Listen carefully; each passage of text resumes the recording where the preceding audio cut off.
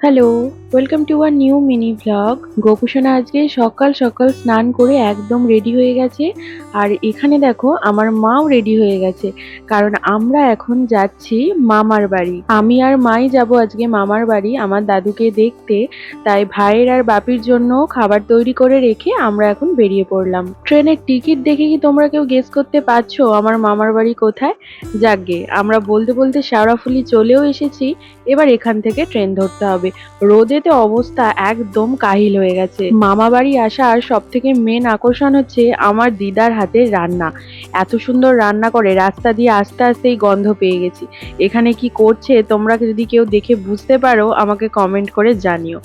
আমার দিদার হাতের রান্না কিন্তু অনেক সুন্দর। আর এখানে দেখো আমার দাদু বসে আছে। দাদুর শরীরটা খুবই খারাপ, মাঝে খুব খারাপ করেছিল, এখন একটু ভালো আছে। তারপর দাদু দিদার সাথে গল্প করতে করতে মামিমা আসলো, ভাই সবার সাথে গল্প করতে করতে এরপর আমি আর ভিডিও কিছুই করতে পারিনি। এখানে দিদা আমাকে মাংস কষা দিয়েছিল, আমি খাচ্ছিলাম।